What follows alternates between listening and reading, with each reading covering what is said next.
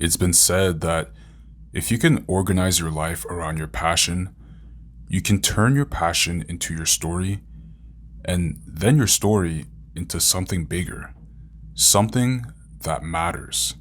In part 1 of our series, we covered the early beginnings of Kevmo's music career in CHH. Then, once we got into part 2, we dived into his best project to date, Lost Soul Boulevard, and how it was backed by his peaking momentum throughout the entire year of 2018.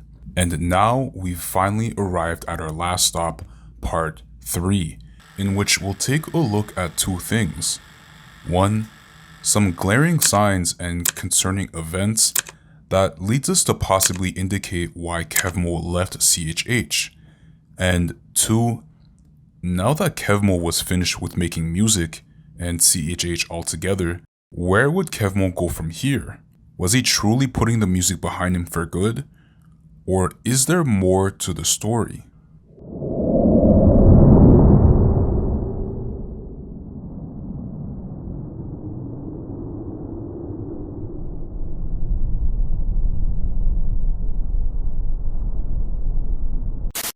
Now, picking up from where we left off, Kevmo had just completed his release of Lost Soul Boulevard, as the impressions and reactions from the project were quite positive. So positive, in fact, that he kept his foot on the gas pedal with all the attention that the project was driving. And so Kevmo began pushing out more music throughout the rest of June and July. However, if you guys remember in the last 2 videos, even though the amount of support for his music was at an all-time high, Kevmo had been dealing with a fair share of negative responses from his critics, as for the most part, it seemed like some of the content within his songs rubbed off the wrong way for some people. And to be critical myself, from time, there were some art concepts or lyrics that I sometimes didn't agree with myself. However, it never deterred me from his music, as art is quite subjective when there isn't much room for a backstory behind a song. However, the meaning can be a lot more clear when the artist chooses to give more details behind the scenes, because it gives a lot more transparency to what their thought process was behind making a song.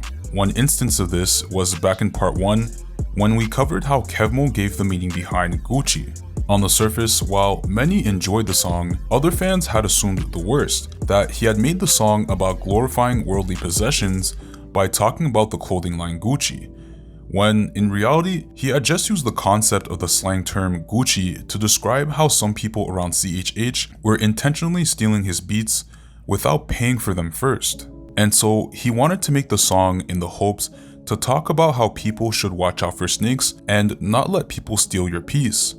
Though, despite the details and explanations, it didn't seem to matter, as no matter the song he made, the criticisms just seemed to pile up, and I believe that it would lead him to proceed with what would occur on July 28. In a message captioned, "Please take a listen," Kevmo linked a song specifically called Boxed In, which was deleted shortly after. But if you followed his music at that time, and you probably got the chance to listen to it, then you probably remember how the song directly addressed the CHH community and his fanbase.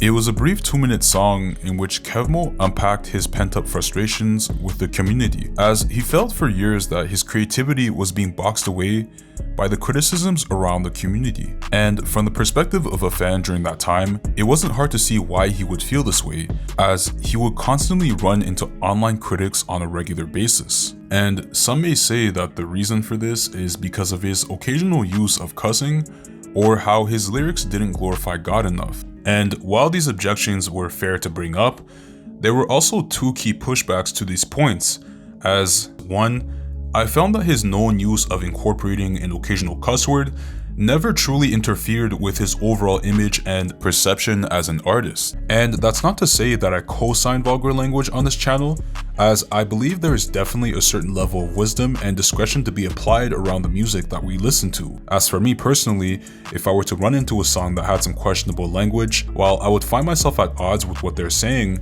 it wouldn't compromise my decision to listen to them unless, over time, they were to change their entire brand, music, and direction as an artist. And 2, it seemed that whenever Kevmo made a song that did not overtly express anything about his relationship with God, it was immediately labeled as not glorifying God whatsoever. But the issue there is that his songs did. Just because a song is not directly talking about God does not mean that the message behind the song is. As for instance, if you were to listen to Lonely After 8, some people were questioning the content of the song's lyrics as they felt like it didn't seem to glorify God at all. Okay, she got bad intentions. Oh, she wanna fight on that summer night. Lonely, but I think I'm fine. However, if you were to patiently break down the song, you would find that it was actually talking about being abstinent against lust. Given the title and repeating hook, she got bad intentions. Though, aside from these points, that's not to say at all that there were some things that I didn't agree with myself. But by stepping back and looking at the bigger picture, I would always ask myself, are there some songs that would not appeal or relate to Christians? Well, no. However, from an overall standpoint, does his body of work from his other songs and artistic intentions to glorify God completely outweigh some of his quote-unquote controversial songs? Well, yes. Because if an artist makes a song that is seen as not very Christian, even though I may have some personal convictions against the song's message, I won't just use one song to entirely discredit their image and likeness, as I am more concerned with the direction and consistency of the artist than with what they may have said in that one song. And while not perfect, Kevmo seems that he just wanted to be genuine with his music and life story. Because for the artist, there's a difference between overtly speaking about something ungodly like promoting drugs or alcohol use, and speaking about how drugs or alcohol can harm your life if you're not careful. The point in hand that I'm trying to make is that speaking about a vulgar subject matter is completely different than promoting or glorifying it. And as much as CHH is a great music community, one of its weaknesses that has always held it back, I believe, is its impulsive reactions/stances towards a song that is seen as being inappropriate or controversial by nature. As for instance, again, when we look back at the example we just used, when an artist is speaking about drugs or alcohol, many fans are too hung up on what the artist is verbally communicating instead of slowing down and asking themselves, wait, what is the overall message behind the song? What kind of context are they coming from when they're speaking about this? What is he referring to in his songs and why? Now, I'm not saying that slowing down to ask these questions will always validate if you ought to listen to a certain artist. However, it can definitely add a helpful insight when it comes to discerning your own music preferences, as it is up to the listener to decide what they deem as appropriate. And I do believe as well as Christians that there are boundaries with how far artistry can go before they conflict with godly values. But what I'm trying to say is that as a community, it's important that we don't get too compulsive or jump to conclusions when your favorite artist is speaking about a subject that may be deemed on the surface as controversial or inappropriate, since we might not be fully understanding the entire story or symbolic meaning behind a song, and may truly miss out on what they were actually trying to express, as hip-hop by nature has always carried a certain element of clever wordplay and covert referencing that we, the listener, are then left to interpret and decipher, though this in part seemed to be an issue that Kevmo was trying his best to navigate through. And now that he was officially retracted from CHH, he would continue on from Boxed In with two singles called Kool-Aid Jammers and Turbo, which were definitely two songs that his fanbase was not really used to hearing since he was taking a new step in a different direction. But nonetheless, people enjoyed them as they were songs that sounded good, clean, and so far didn't seem conflicting whatsoever. Though Turbo would be later taken down, and I don't remember how the song sounded, but I remember listening to it and it must have been a great song as people were constantly spamming him about putting it back up. And deletions were nothing new to Kevmo, as he would always put up songs or content online, but every now and then you would run into a video or song that would be taken down. And this doesn't confirm 100% whether he deleted a song or content because of the online criticism, as there are a number of other reasons why someone may take down a song, whether if it was for copyright laws or other personal reasons. We don't really know why, as this is all mere speculation. But deleting a song or a post was not something that was common often, but every now and then it would happen. Kevmo, now being a few weeks into his new lane and journey of music, would then introduce his audience on August 24th to a new single called Make a Wish featuring Futuristic. And I just wanted to note on the side that considering the fact that he got to collaborate with Futuristic, now it is noted that he had produced a song with him in the past, but it is indeed quite impressive as Kevmo wasn't signed to any major label at the time, nor had he created any leverage in the mainstream direction yet. The song seemed to mark his first actual step into mainstream, now 3 weeks outside of his now deleted song Boxed In. However, even though he had made a song dedicated to announcing his departure out of CHH, the song Make a Wish would be a wake-up call for his fanbase that he had built up from the day one, as they had still felt some kind of attachment to Kevmo.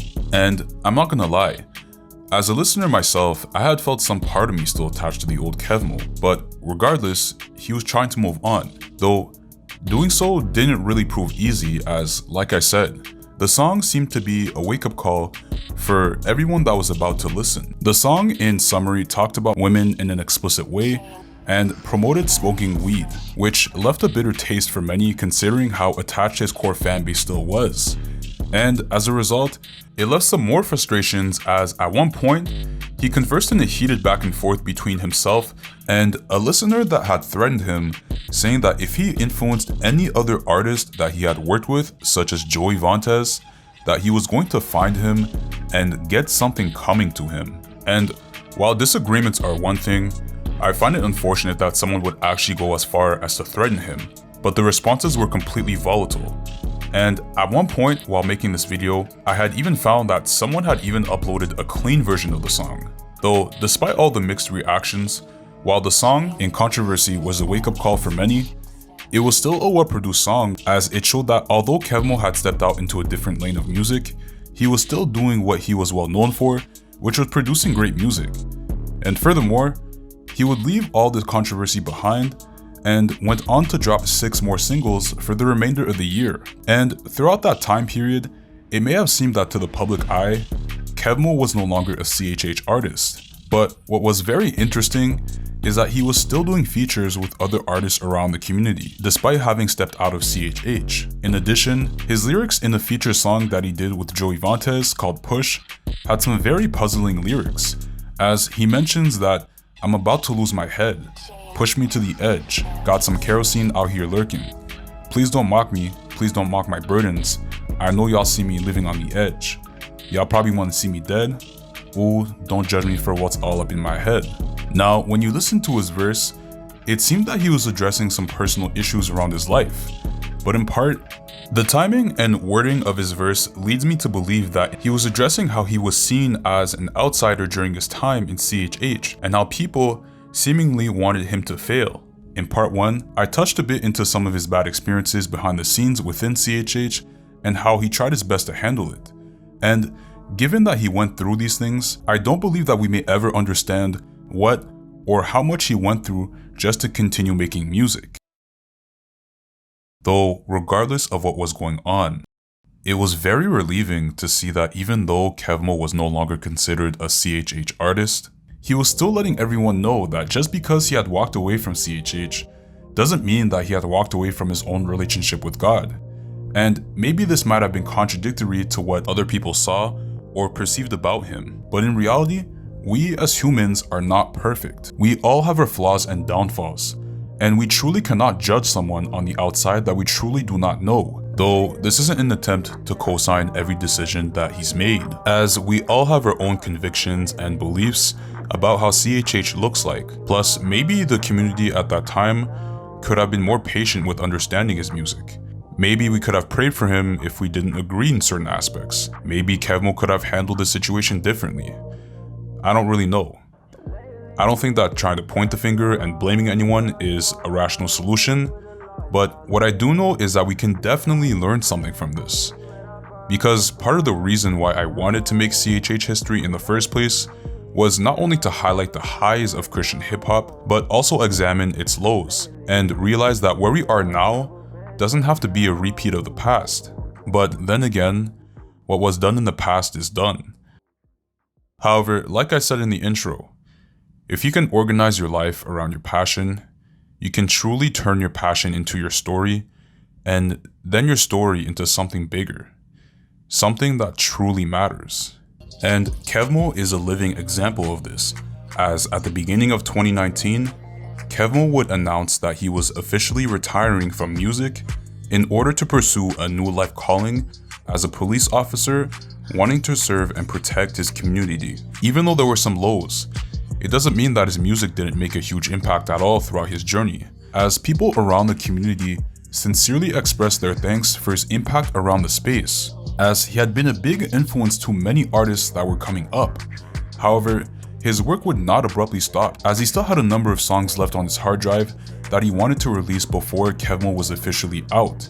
And while the fans would enjoy the remaining stash of his unreleased projects, on July 30th, he would finally release his final song of the year, called Lately I've Been Fine. I think that the song not only has a soothing vibe to it, but if you actually listen to the lyrics, at one point, Kevmo seems to let everyone know that from his peers to his fans, that just because he's moved on to a new calling in life, doesn't mean that he's changed as a person. Catch me in my whip, I'm rocking on the leg, you know why I've been working 12, bro, a little more than I do with 5, yeah.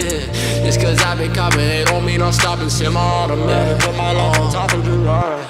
And it's great to hear a song like that, or even any song, as people were expressing how much they missed him, and tons of people were messaging him and thanking him for his amazing music during those times. His music had come such a long way that people were still listening to him throughout 2019, 2020, and even today.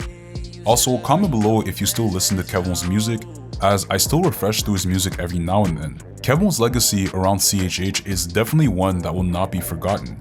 And at the beginning of the video, if you guys remember, I asked if Kevmo was truly finished with music, and to answer this, in my honest opinion, the answer is yes and no. Even though Kevmo was retired as a full-time artist, it doesn't mean that he had lost his passion and genuine love for creating music. From appearing on Jude's album to dropping an extra song last year, which he originally kept for himself, and even dropping 2 country singles, which, okay, stop the show. Now, I'm not gonna lie, I am not a fan of country music, and I know he lives in Texas and all, and Texas people, you know, they love their country music, but if we were in the middle of a highway and I saw that your hand and my aux cord was about to plug in some country music, I'd hit the brakes, stop the car, and just kick you out. Like, I don't care if you're my mom, I'm just straight up kicking you out. But then again, that's not the point, because still, even in his country songs, you can still hear his signature production and music style. At the end of the day, I'm glad to see this dude doing well in life, and I'm pretty sure that a lot of you who supported his music do as well. But anyways, I think that brings us to the end, guys, and I'm not gonna lie, even though this was a long series, I really enjoyed making it. I also apologize if this video took longer than usual to come out, but I've been pretty busy with school and other priorities, though don't worry, I am back on track now and I got a couple videos on the way, so stay tuned for that. Also, leave a like, and in the comments below, let me know yourself, you know, what was your favorite song from Kevmo and who should I cover on the next series of CHH history? Let me know everything below in the comments, guys, and yeah, I'm signing out, guys. Have a good day and peace.